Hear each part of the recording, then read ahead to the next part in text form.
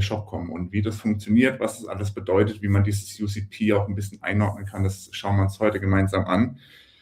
Ich bin Paul Eckhardt, ich bin seit über 7 Jahre sind es jetzt schon bei Fleckbit und verantworte das Projektmanagement und bin auch Teil der Geschäftsleitung und teile hier und da auch als vortragende Person mein Wissen, wie eben jetzt auch hier heute mit Ihnen. Wir bei Fleckbit, wir sitzen in Karlsruhe und sind eine Digitalagentur und beraten Unternehmen bei ihrer digitalen Transformation. Das heißt, wenn es um ihren digitalen Erfolg geht, sind wir sehr gerne Ihr Partner, denn wir automatisieren Prozesse, mit KI natürlich auch, und entwickeln und vermarkten auch entsprechend individuelle Weblösungen. Und damit wir einmal kurz sehen, wie viel wir in dieser halben Stunde jetzt gleich durchkauen, schauen wir mal schnell auf die Agenda. Wir schauen zuallererst, was sich beim Einkaufen verändert, warum viele Shops bald nicht mehr sichtbar sind, wie UCP da auch die Lösung sein kann, dass es erst gar nicht passiert. Dann gucken wir auch, was man auf die großen Säulen für die Bereitschaft, wie man bereit werden kann für dieses UCP, wie ein Kauf entsprechend auch abläuft. Gucken da ganz auch ein bisschen kritisch mal noch drauf. Ich denke, da werden sich auch noch die einen oder anderen freuen, dass wir auch den Blick mitbringen. Und dann, was diese ganze Änderung auch fürs Marketing bedeutet, welche Vorteile sie in dem UCP auch für sich haben und was sie dann letztendlich auch konkret tun müssen, damit sie sich auch mit ihrem Shop auch technisch und inhaltlich für UCP bereit machen, damit sie da auch mitmischen können. So. Ja, zuallererst, was ändert sich beim Einkaufen? Die Slides hängen gerade ein bisschen, Sie sehen es gleich.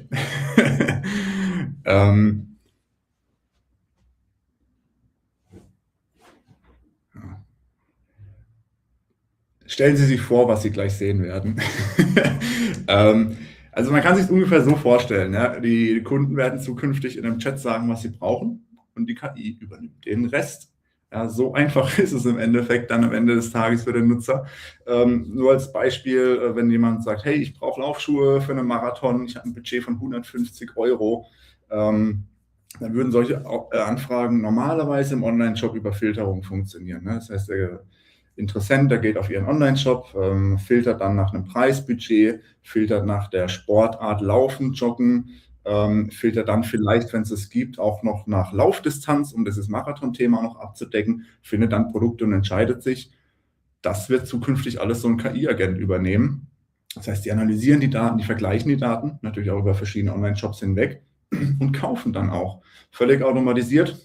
Das ist dann eben genau dieses Agentic Commerce, wo dann UCP auch reinspielt, dass man einen bedarfsorientierten Einkauf ohne Interaktion durch den Menschen mit ihrem Webshop eben hat.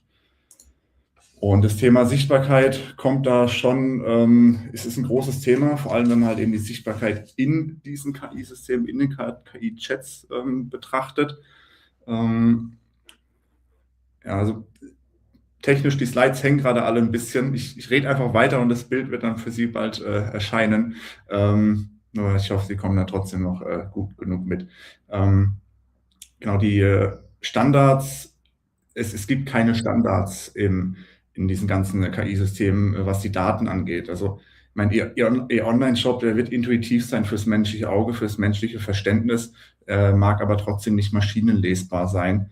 Und dadurch, dass es da aktuell noch fehlende Standardisierung gibt oder gab, werden Ihre Produkte unter Umständen durch dieses nicht vorhandene Maschinenlesbare gar nicht berücksichtigt für eine Produktauswahl in einem KI-Chat, sondern eben nur strukturierte und validierte Daten werden von den KI-Chats dann halt im Endeffekt auch empfohlen oder auch überhaupt erst verarbeitet.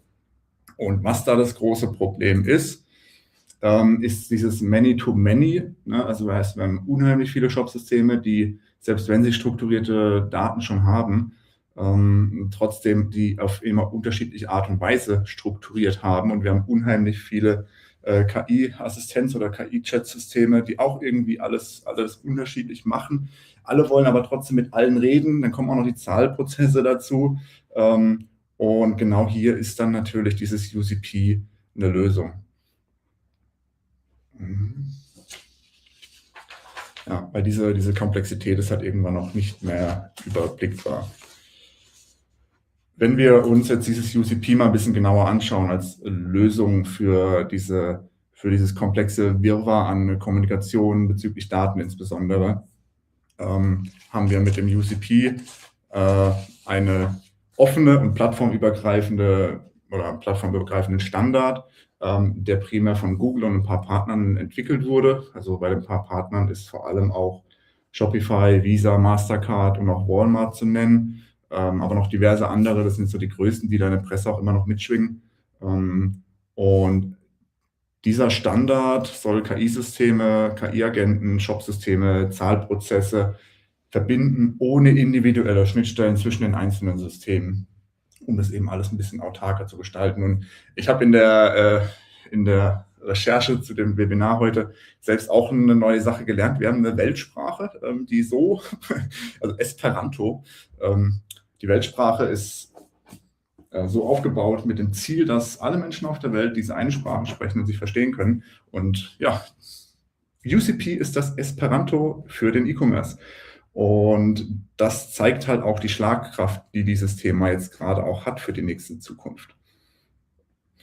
Und wie Sie sich jetzt für dieses UCP bereit machen können, schauen wir uns jetzt an am Beispiel von 3 Säulen. Wir haben zum einen strukturierte Daten als ein Hauptpunkt, wie man sich UCP-ready macht. Wir haben einen API-fähigen Checkout, der notwendig ist, und wir benötigen Echtzeitkommunikation. Was es im Detail bedeutet ist, bei den strukturierten Daten, Sie brauchen Ihre Produktdaten und vielleicht auch noch andere Content-Daten maschinenlesbar, strukturiert, JSON, API, HTML, also XML, was auch immer, in diesem Standard für UCP, damit sie dann maschinenlesbar sind und verwendet werden können für die verschiedenen Käufe im jeweiligen KI-Chat. Zusätzlich wird es auch noch neue Attribute geben, die hier relevant werden. Da gucken wir gleich nachher nochmal drauf. Und beim API-fähigen Checkout geht es darum, dass ein externes System Ihren Shop im Checkout bedienen können muss, ohne die Oberfläche bedienen zu müssen. Dass über API-Requests ein Warenkorb gefüllt werden kann und der komplette Checkout absolviert werden kann. Und das Ganze natürlich dann auch noch mit Echtzeitinformationen, Echtzeit-Synchronisation.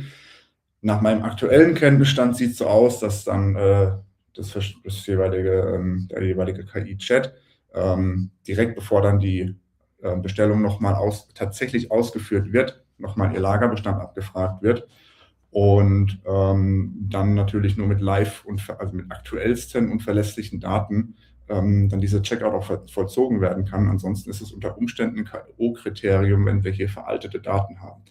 Was veraltete Daten bedeutet, muss man noch ein bisschen abwarten. Da habe ich noch keine Informationen gefunden. Bedeutet aber auf jeden Fall, Sie müssen auch gucken, dass Ihre API auch performant ist. Das heißt, dieser KI-Bot, der greift bei Ihnen drauf, auch schon bei der Produktanalyse initial, und der erwartet in kürzester Zeit eine Antwort von Ihnen. Und wenn die nicht kommt, geht er zum nächsten. Weil ja, diese Wartezeit, das ist alles Rechenzeit, kostet unheimlich viel Geld aufsummiert auf die verschiedenen Cases, und da wird nicht gewartet. Also da muss man performant sein, um dabei bleiben zu können. Das heißt, da muss man auf jeden Fall mal ein bisschen auch in den Tech-Stack und die Performance sich ein bisschen mit beschäftigen. Und wie man sich das Ganze visuell anschauen kann, gucken wir uns jetzt dann an. Das wird ein ganz normaler KI-Chat sein, wie man es schon kennt. Ein Dialog, man schreibt, man kriegt eine Antwort und irgendwann ploppt da ein Produkt mit Bild, Beschreibung auf, vielleicht auch bei einem Laufschuh jetzt mit der entsprechenden Größe und auch dem Preis. Und dann kann ich ja sagen, ja, das kaufe ich bitte. Und in dieser Ära des Agentic Commerce findet der Kaufabschluss einfach nicht mehr auf Ihrer Webseite statt, sondern wie gesagt in diesem Chat. Das kann man dann beispielsweise auch gerne Zero-Click-Commerce nennen. Mit Zero-Click-Commerce ist gemeint, der Kunde kauft bei Ihnen, aber ohne irgendwas zu klicken. Ja, One-Click-Commerce, das gibt es ja schon. Das wäre jetzt Zero-Click-Commerce. Das heißt, der Kunde ist nicht mehr bei Ihnen. Der verlässt diese Konversation nicht und der KI-Agent übernimmt die komplette Bestellprozess-Thematik über Produktauswahl, Warenkorb füllen, bezahlen, Checkout. Für Sie ein Vorteil an der Stelle: Sie fangen den Kunden natürlich dann dort ab, wo er auch gerade diese höchste Kaufabsicht hat, und eliminieren irgendwie die Gefahr von einem Kaufabbruch durch einen Medienwechsel. Ja, oder nicht Medienwechsel, aber Plattformwechsel. Wenn man jetzt vom KI-Chat auf Ihre Webseite geht, dann ist es ein Bruch. Da besteht die Gefahr, dass er es dann halt doch nicht kauft. In dem Chat ist die Intuition und der Verlauf, es ist viel griffiger. Das heißt, da kann man tatsächlich auch Kunden gewinnen, wo man sonst nochmal um Aufmerksamkeit buhlen müsste und nochmal mit seiner Webseite oder seinem Shop überzeugen muss, dass der Kauf dann wirklich stattfindet. Da schon mal also auch ein Vorteil an der Stelle. Wenn ich gerade von Vorteil spreche, lassen Sie uns doch mal über die Nachteile sprechen. Was bedeutet das denn jetzt ein bisschen pessimistisch gesprochen? Sie kriegen die Information über eine Bestellung zukünftig. Ja, das heißt, Sie kriegen nicht mit, warum hat der Kunde sich für mich entschieden, warum hat der Kunde dieses bestimmte Produkt gekauft, welche Produkte hat er sich vielleicht noch angeschaut bei mir auf dem Shop, wie war der Weg des Kunden bis zum Kauf, warum hat der Kunde sich nicht für mich entschieden, sondern vielleicht bei einem Mitbewerber gekauft, das Thema Warenkorbabbruch oder irgendetwas, wie lange hat sich der Kunde auf welchen Seiten bei mir aufgehalten, über welche Suchanfragen kam der Kunde zu mir, also das Thema SEO, analysieren und optimieren. Das sind alles Daten, die sind da potenziell einfach nicht mehr existent für diesen Kauf, der im KI-Chat stattgefunden hat. Und Google hat dazu auch schon eine Antwort gegeben. Im UCP-Guide kann man gerne auch nachlesen. Der Link steht, die Quelle steht auch immer dann unten auf der Slide. Verliere ich die Kontrolle über meine Kundendaten? Und ich finde die Antwort so gut, ich würde die einfach gerne vorlesen. Die Antwort ist nämlich nein, Sie verlieren nicht die Kontrolle über Ihre Kundendaten. Sie bleiben der Vertragspartner für alle Transaktionen. Sie behalten das vollständige Eigentum an Ihren Kundenbeziehungen, Daten und der Zeit nach dem Kauf. Für die Interaktion gelten unsere standardmäßigen Sicherheits- und Datenschutzpraktiken, aber Sie sind für die Transaktion verantwortlich.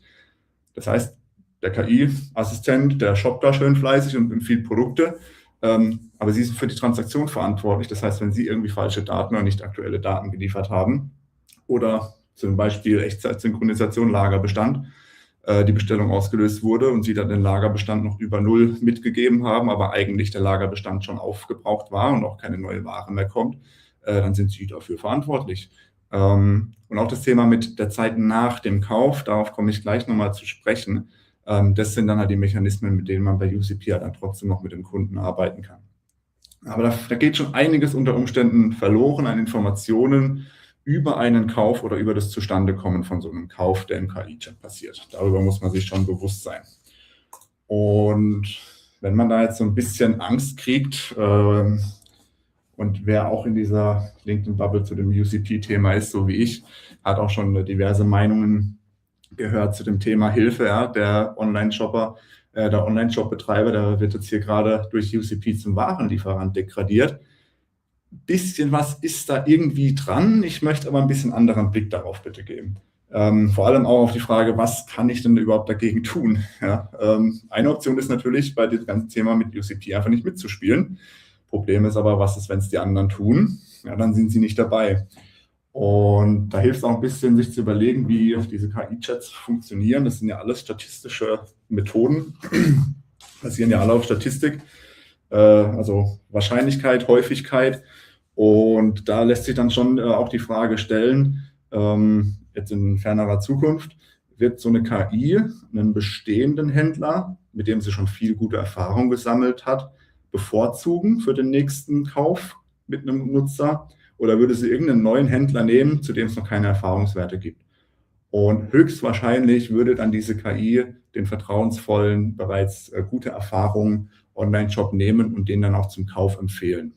Das heißt, je früher Sie hier dabei sind, umso mehr Punkte Sie hier sammeln, bevor es die anderen tun, wird wahrscheinlich sukzessive dann für Sie dann auch einen Zinseszinseffekt haben, dass Sie hier immer am oberen Limit der Häufigkeit sehen und in der Statistik halt häufiger auffallen. So zumindest mal meine Interpretation von dem Ganzen zum aktuellen Zeitpunkt. Und hier gibt es auch einen Trust Score, den wird es da geben, worüber diese KI-Tools sich auch berechnen, wie vertrauenswürdig sie als Online-Shop sind. Da komme ich dann aber gleich später noch mal ein bisschen genauer dazu, was es mit diesem Trust Score auf sich hat. Wo ich glaube, dass eine große Chance ist zukünftig, ist der ganze Bereich rund um After Sales. den zu intensivieren. Also aus den Bestellinformationen, die Sie erhalten, da wird mal mindestens eine E-Mail-Adresse sein der bestellenden Person und die Liefer- und Rechnungsadresse natürlich auch. Und dann ist Ihre Aufgabe, ziehen Sie sich den Kunden im After Sales zu einem treuen Bestandskunden heran. Sehen Sie da einfach dieses UCP ein Stück weit auch als Lead-Generator, der Ihnen direkt schon den ersten Kauf mitbringt. Aber dann ist es Ihre Aufgabe, daraus einen Kunden zu machen, der bei der nächsten Kaufintention direkt an Sie denkt und auf Ihre Webseite geht.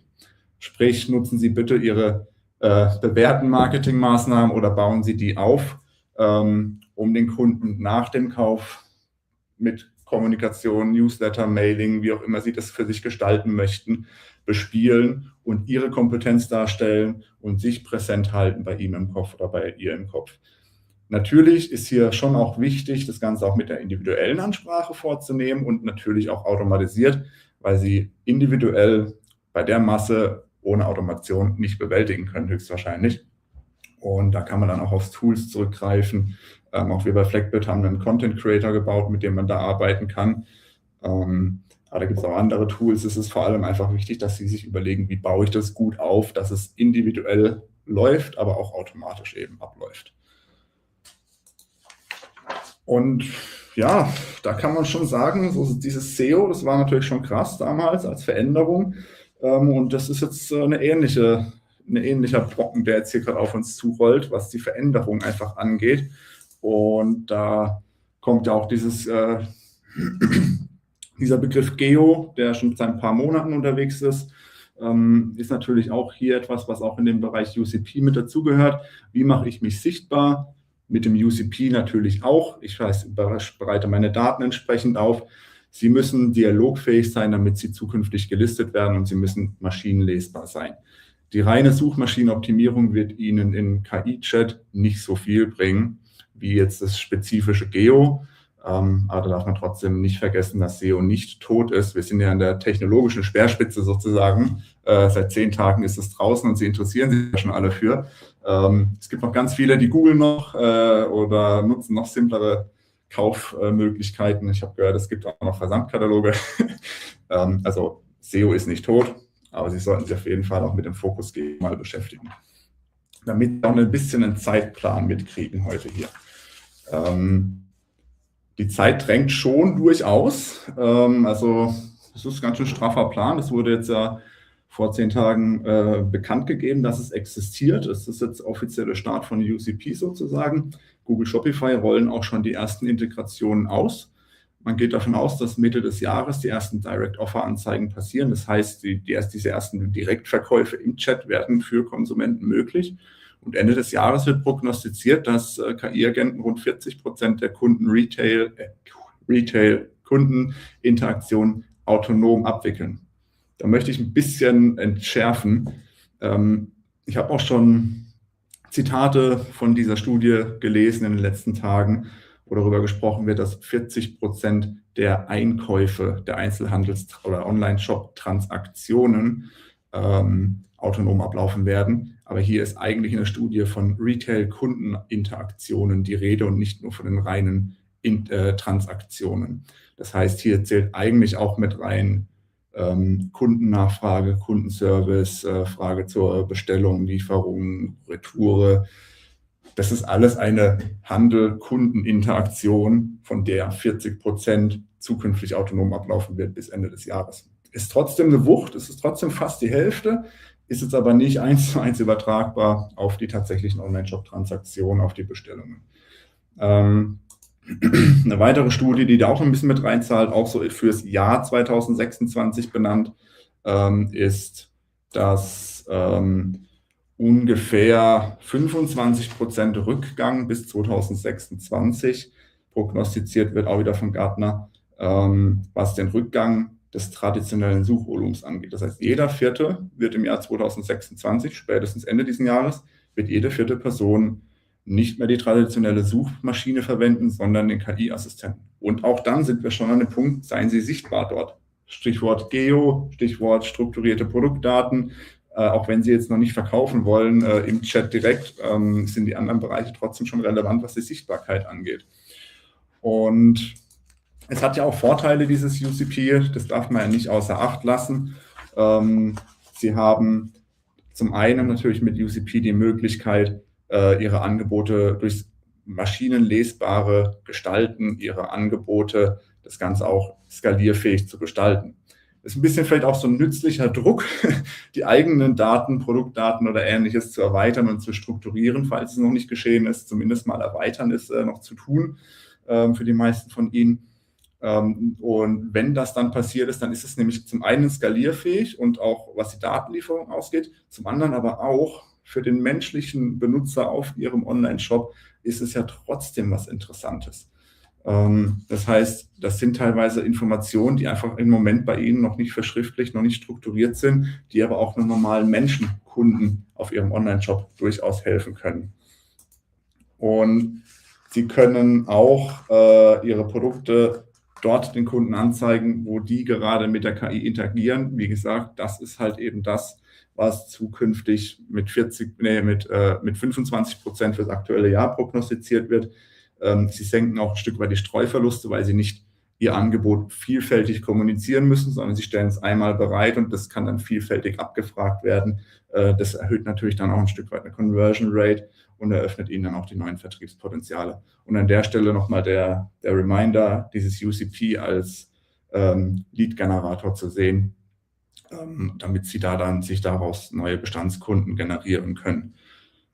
Wenn wir über Vertriebskanäle sprechen, Sie bieten das einmal an und dann kann es überall verwendet werden, über die AI-Mode von der Google-Suche, über die Gemini-App, über ChatGPT, über Claude Perplexity Pro, perspektivisch vielleicht sogar auch irgendwie eine Art von Business-Agenten oder irgendwas, dass man da vielleicht noch mit reinkommt und das alles nur mit dieser einen UCP-Funktionalität. Und daraus ergeben sich dann jetzt ist die Slide auch endlich da, und dann kommt schon wieder die nächste. Und daraus ergeben sich auch Chancen hinsichtlich dieses Zero Clicks, weil Sie den Kunden dort abholen, wo er gerade mit der KI im Austausch steht und er muss nicht diesen Medienbruch haben zu Ihnen in den Online-Shop, um bei Ihnen kaufen zu können. Sie erhöhen Ihre Sichtbarkeit enorm, Sie binden es halt einmal an und können dann überall verkaufen, überall dort, wo UCP-fähige Agenten unterwegs sind.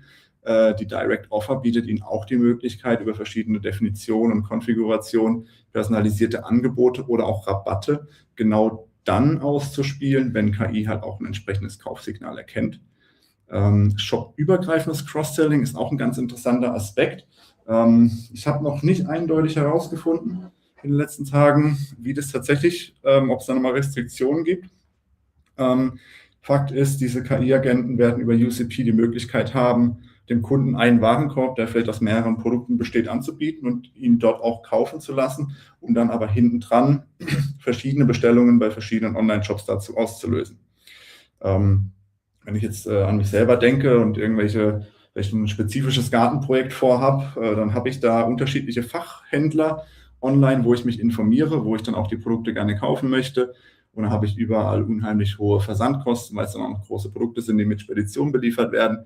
Dann suche ich mir irgendwas, wo ich alle Produkte auf einmal bekomme und dann über meinen Warenkorbwert vielleicht sogar das Ganze kostenlos geliefert bekomme. Und eigentlich ist aber dieser jeweilige Fach-Online-Shop derjenige, der mir geholfen hat, die richtigen Produkte zu finden. Also ein bisschen gemein von mir.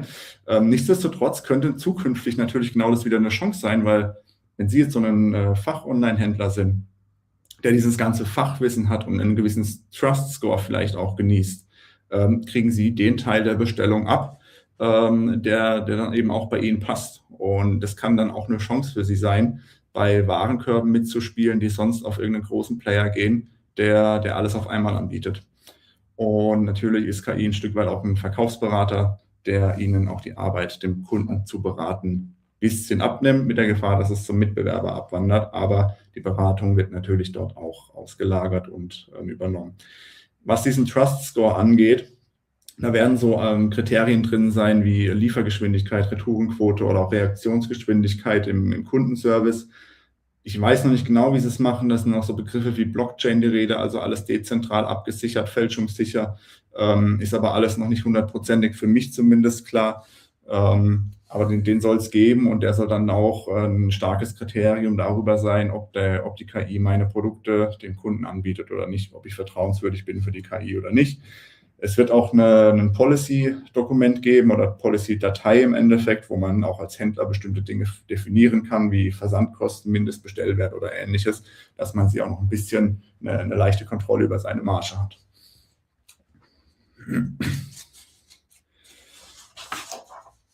Und jetzt das, worauf Sie alle hoffentlich gewartet haben.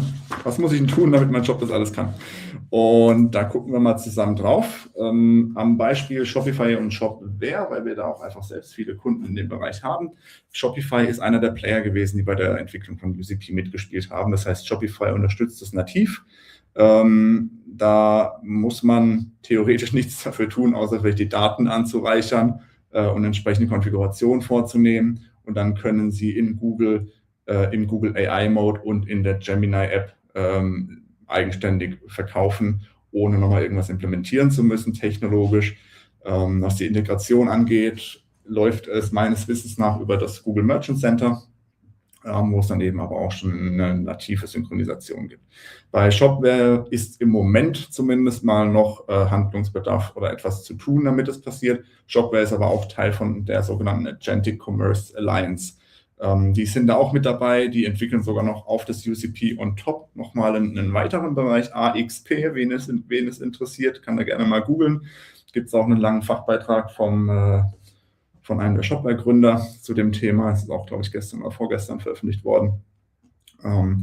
Und die bereiten die Systeme mit Updates auch schon vor, aber eine komplett selbstständige oder eigenständige UCP-Konformität ist da aktuell noch nicht gegeben. Da muss man noch die Artikelbeschreibungen anpassen, verschiedene Produktattribute oder Properties noch anlegen, das ganze Thema rund um die Schnittstelle eben auch noch bearbeiten. Und bei anderen Systemen wird es dann eben auch wahrscheinlich ähnlich wie bei Shopware sein.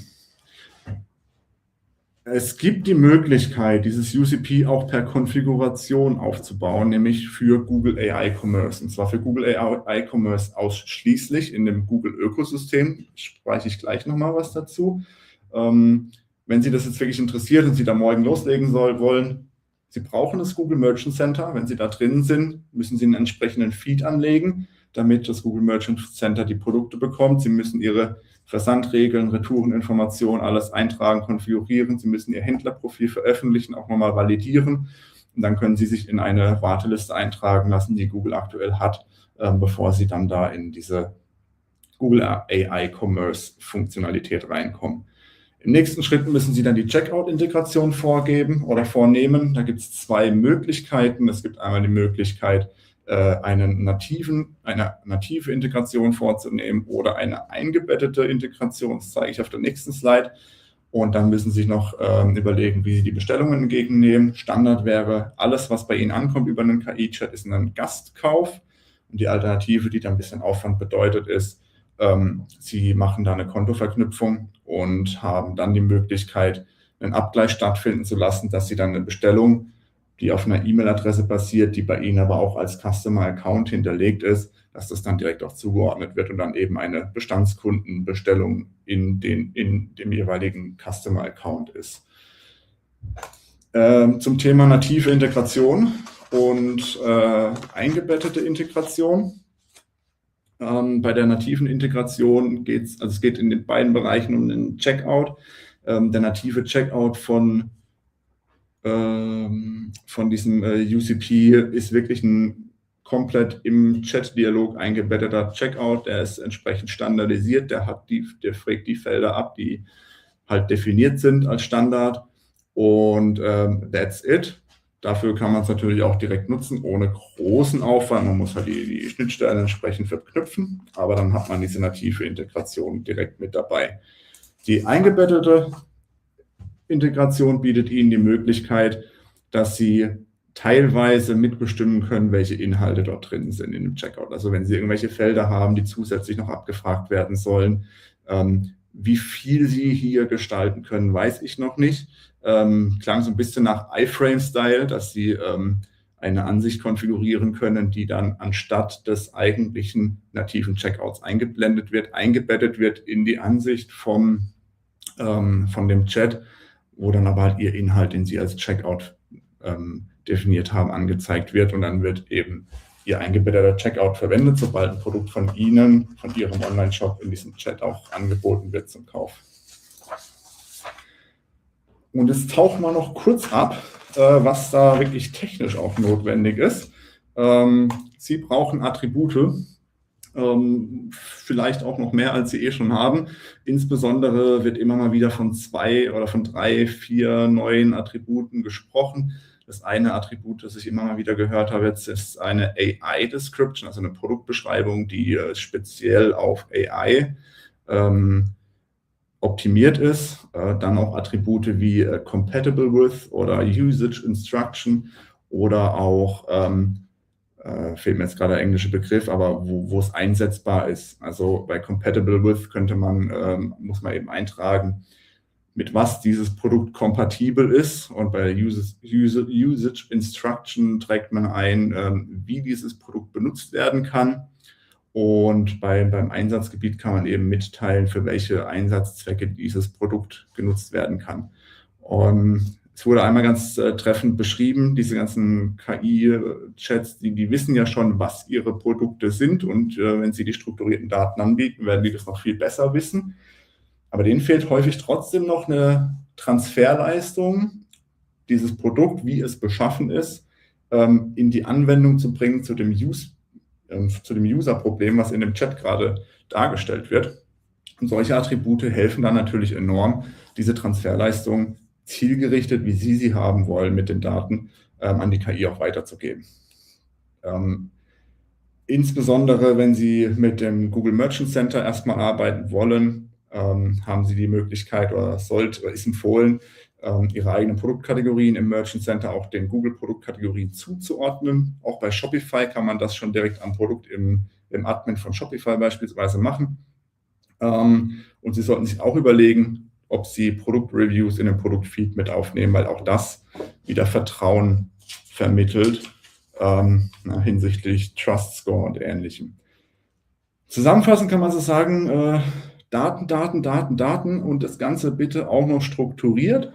Das ist etwas, mit dem Sie jetzt sofort anfangen können. Und das Schöne ist, diese Daten, die Sie hier dann überall eintragen und an Ihre Produktdateninformationen anreichern, können Sie auch dem Menschen zur Verfügung stellen, der Ihren Online-Shop bedient. Der wird auch dankbar sein, eine Idee zu bekommen, mit was dieses Produkt kompatibel ist. Der wird auch dankbar sein, zu verstehen, wenn er 3 ähnliche Produkte von Ihnen sieht, über den Einsatzzweck dieser 3 Produkte zu verstehen, welches davon für ihn das Richtige ist. Das ist etwas, das wird jetzt hier erzwungen, damit man gut mit der KI arbeiten kann. Aber das ist auch etwas, was den ganz normalen Menschen auch von Vorteil oder für den normalen Menschen auch einen Nutzen hat. Und dann neben den Attributen und den ganzen Produktinformationen müssen Sie sich halt eben auch mit der API beschäftigen. Die eine Möglichkeit ist das Google Merchant Center, was ich gerade schon angesprochen habe. Da sind Sie dann halt einfach in diesem Ökosystem Google unterwegs, und da werden Sie nicht bei ChatGPT gelistet werden, zumindest aktuell nicht, und ich gehe ja auch davon aus, dass das so bleibt.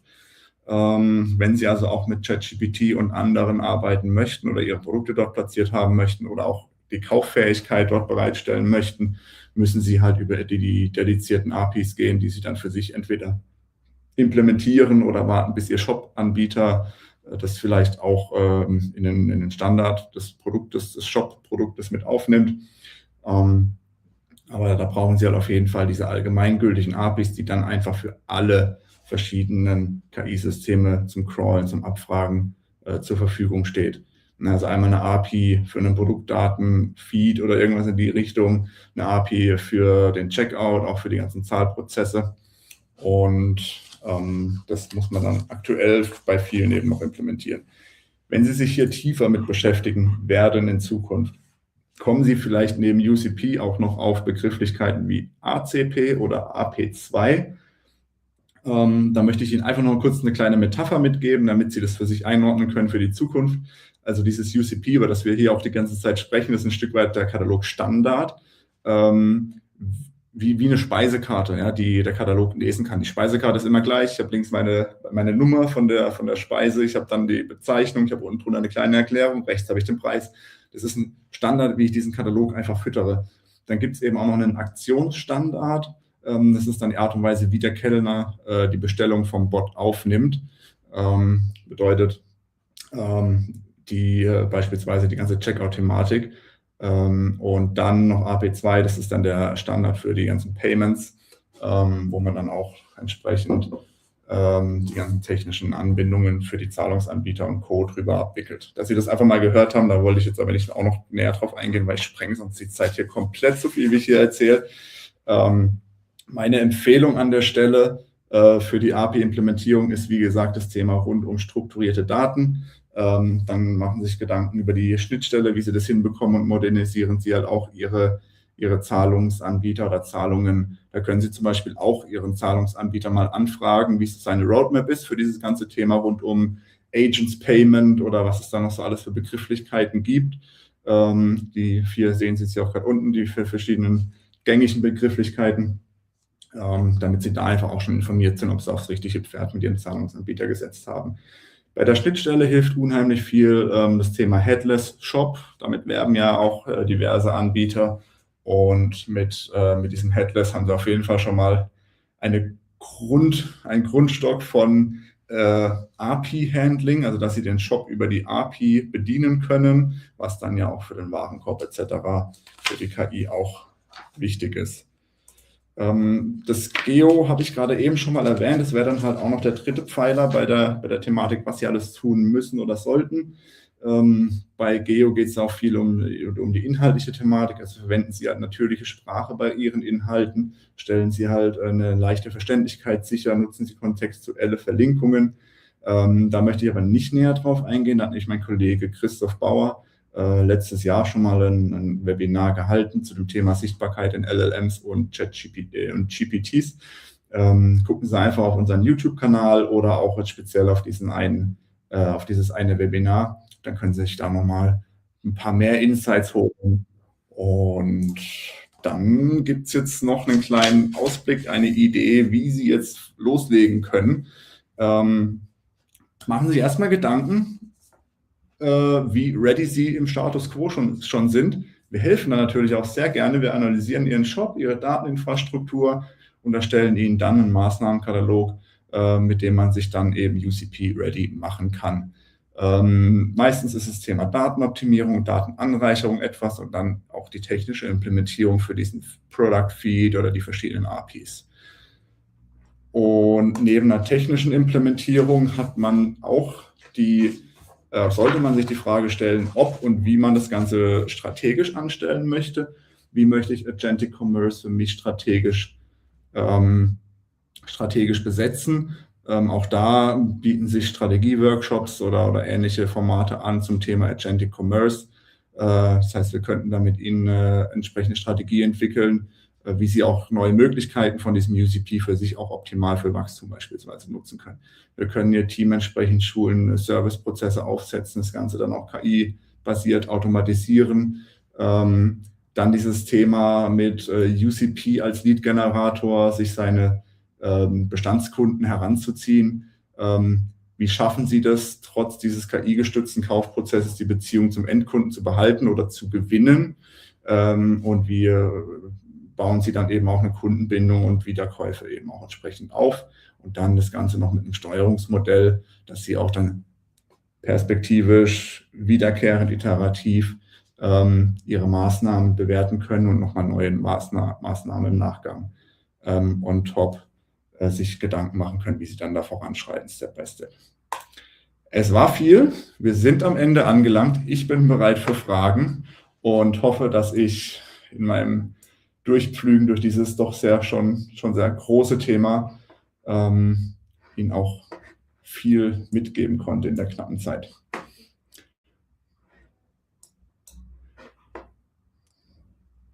Gibt es Fragen?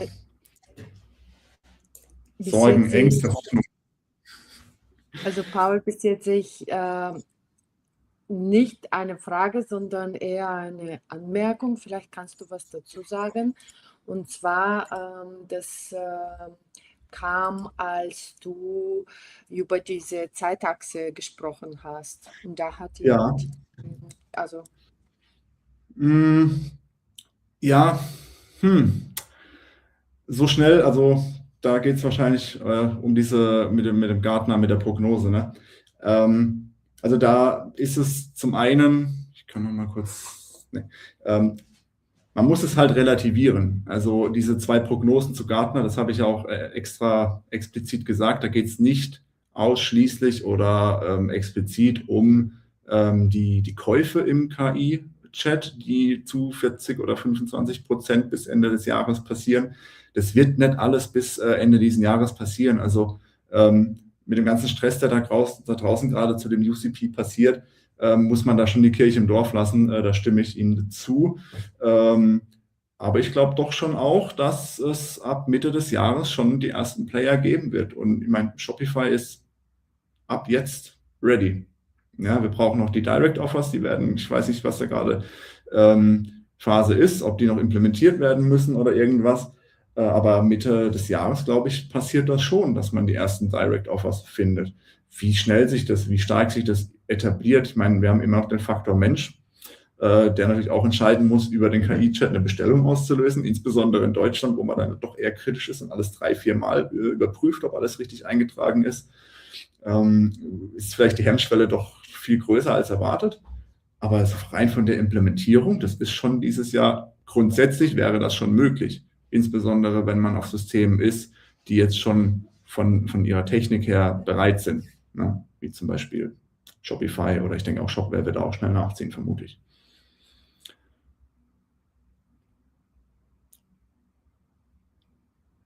Eine Rückmeldung von Philipp Schmolz dazu. Ansonsten gerne auch noch andere Fragen. Gut, danke. Gut, wenn es sonst keine Fragen mehr gibt, hoffe ich, dass es eine sehr informative Veranstaltung für Sie war, dass Sie für sich auch das ganze Thema ein bisschen besser einordnen können, jetzt was es bedeutet, welche Risiken und aber auch Chancen für jeden Einzelnen von Ihnen da drin steckt. Und wenn Sie irgendwie Fragen haben, im Nachgang nochmal irgendwas aufkommt, Sie können mich erreichen über LinkedIn, E-Mail oder natürlich auch an Fleckbit allgemein. Können Sie gerne jederzeit Fragen stellen oder wenn Sie Unterstützung bei dem Thema brauchen, gerne melden. Und dann möchte ich mich bedanken, dass hier so viele zugehört haben und auch mitgedacht haben. Vielen Dank, Herr Schmold. Und dann wünsche ich einen schönen Mittwochnachmittag, eine gute Zeit und freue mich aufs nächste. Vielen Dank.